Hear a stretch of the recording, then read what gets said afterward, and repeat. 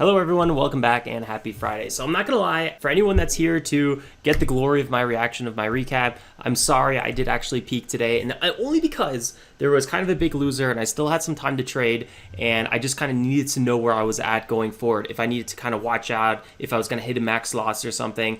It ended up not being nearly as bad of a loss as I thought it was. It was actually still pretty bad of a loss, but I was up much more on the day than I thought I was, so I didn't get red on the day. I was still up pretty okay. So drum roll, but not really. So $527 I'm up today. Not like the craziest day overall, but it is a nice green day for the fact that today pre-market and the market open were pretty tricky. I was able to walk away with some pretty nice profits on BLPH. My first trade on it, boom, I made $900, and then I opened my fill orders, and then I was like, let's go. Unfortunately, that was pretty much the best trade I got on it. I did a few more trades on it, but I ended up giving back a ton. I think then at one point I was up like $1,500 or so on BLPH, and then I gave it all back again, and then I was pretty much close to it with that first trade. And then ADGI kind of just tried a few attempts on it. This was yesterday's big winner. But nothing really, unfortunately, worked on it. So let's go ahead, talk about these tickers, see if maybe there's some action for later than day. But overall, the way I looked at today was the fact that, it's Friday. It's statistically over the last year plus not my best trading day. So anything I do today is going to be pure bonus. And that's why I think I was luckily not very aggressive on BLPH in the beginning, and I kind of let the trade come to me, and that's how I got the big winner. So just being really relaxed today, I think, was the ticket to being profitable. Also, a little bit of a spoiler alert, we have an interview coming out.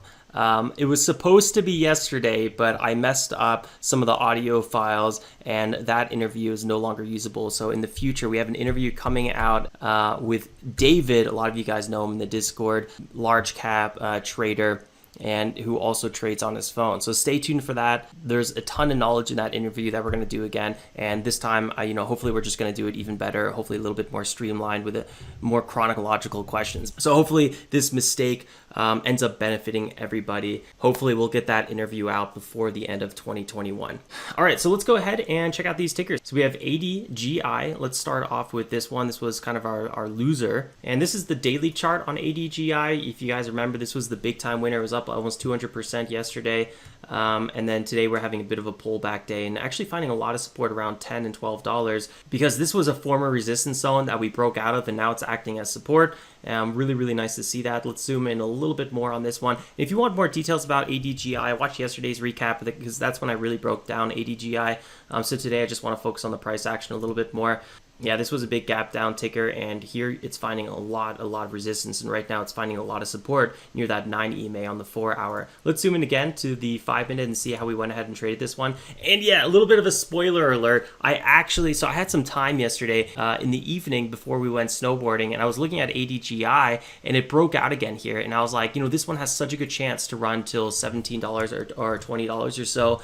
So I went in with really small size, trying to get a few continuations here. We never got it, and I closed that. I took like a $100 loss altogether here. I just did small size. I kind of wanted to see how we would feel trading, later in the day. And yeah, I pretty much confirmed my thoughts. It wasn't really for me, and I wouldn't say it was wasted time. I'm kind of happy I did it because when I look back on ADGI, I didn't trade any of this, and that's because I finished trading at like 10 o'clock, and this ticker really wasn't so tradable until about like 10:10 in this area. And in this area, I basically said, I'm done trading, and I was doing a recap video, and I didn't trade any of this, and that was kind of disappointing. Like I should have went ahead and traded this ticker because it was a really good 5 minute front side with big volume, and it was perfect. So I think I'm going to make exceptions. Like if I'm doing a recap video and I see the perfect mover, I should start trading it. Now if it's after 10 o'clock and it's just pure chop and whatnot, there's no point in trading. So most of the time, I think like 95% of the time, I probably won't be trading.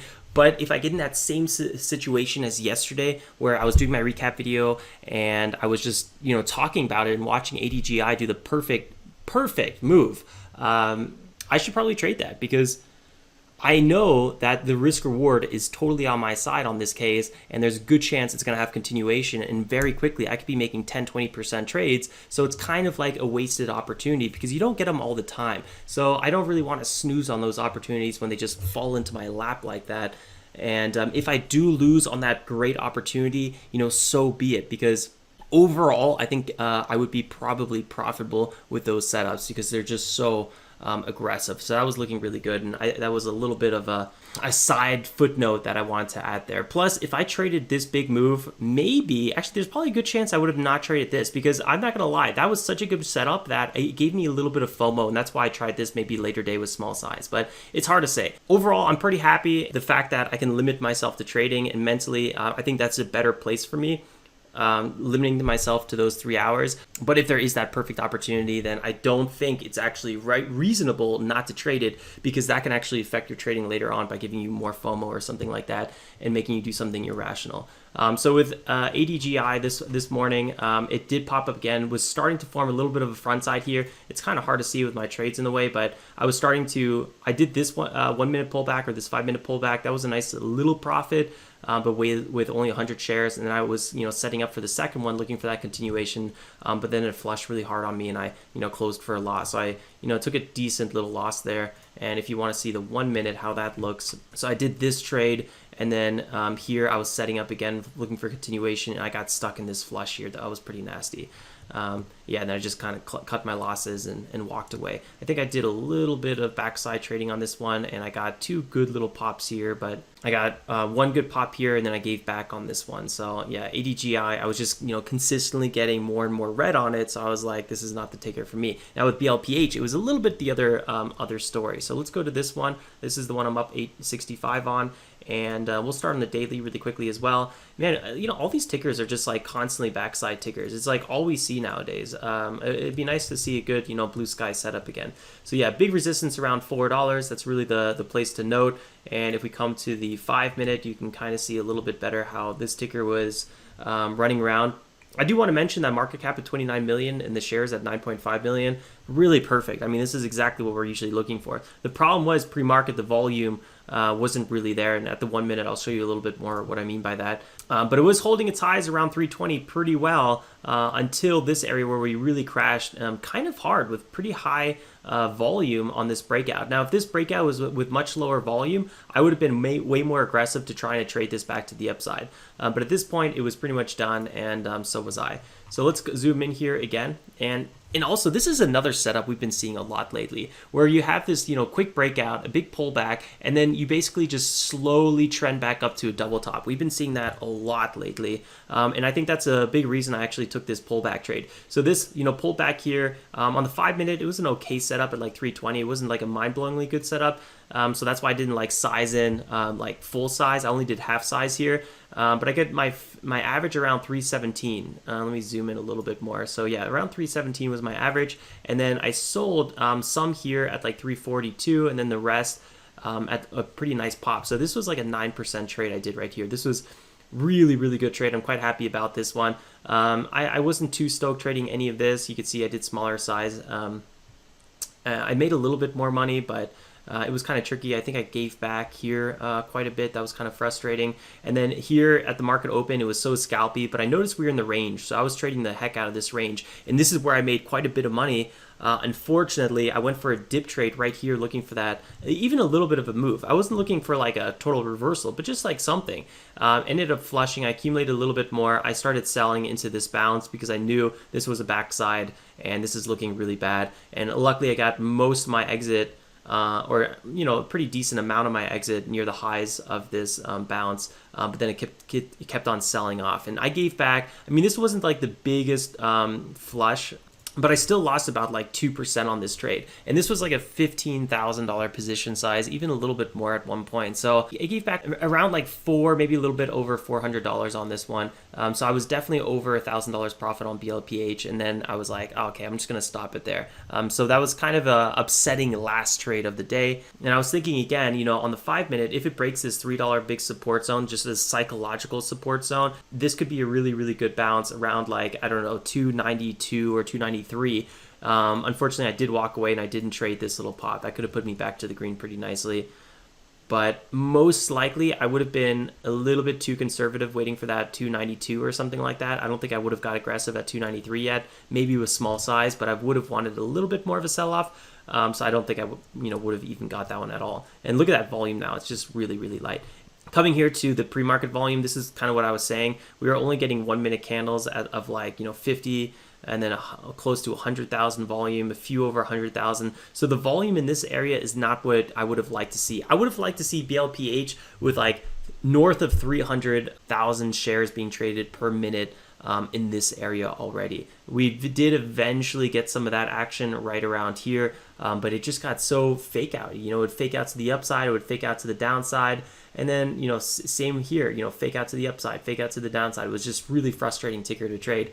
And that's why I was scalping the heck out of it. Luckily, I did realize this one was ranging like a crazy person. I mean, you can see here, you know, technically this is not a good trade entering here, but I know this ticker is ranging, and I was scalping these constant moves. This was my last scalp attempt, but it got rejected hard, and that's why I closed here.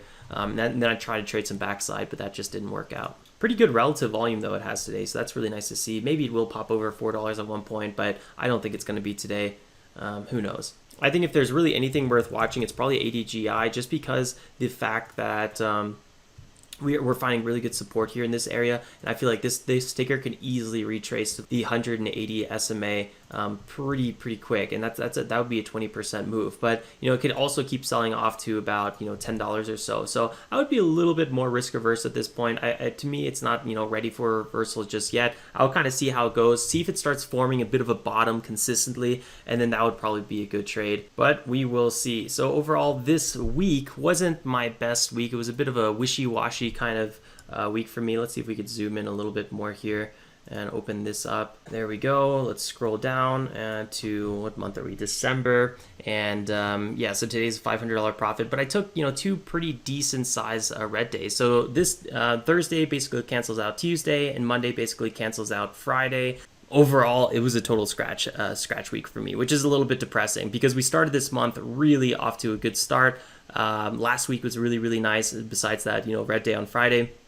But I want to start sizing up again, so I'm ready. Hopefully we get a little bit more momentum coming into the end of the month or the second half of the month, because if we do, I feel like I'd be really ready to capitalize on that. If nothing happens, that's also fine. I got to keep sitting on my hands until we see that momentum. You know, Thursday was a big day where I was chasing momentum. I was hoping, I was trading a market that wasn't even there. I was just trading what I wish was there, and that's why I had such a red day on Thursday, when I could have just been way more relaxed like I was today, and probably walked away green yesterday, doing really not that much else. And then also, don't forget, guys, if you do want to learn more about what we do here, don't forget to join the Discord. The easiest way to do that is first create an account on Trade Journal so you can check out my trades and do a little bit more research on my portfolio. Just go to tradejournal.co/Winkler. And then right here, step 2, get involved, get active on the Discord. Introduce yourself here. We're always happy to see who's coming in. And then me and a lot of other small cap day traders are hanging out in this chat room right here inside the Discord. So that's a quick link to it. And then if you want to learn more about my trading strategy, we have a whole entire foundation video series here for you guys, plus the slides and checklist that should help you get started a little bit and act as a good reminder of what I like to look for in my small caps. All right, guys, thanks for tuning in. Hope you have a great weekend. I'll see you then first thing Monday morning. Don't forget to drop a like on the way out. Consider subscribing if you're new. We'd love to have you part of the community. And like always, stay safe and make some awesome trades. Ciao.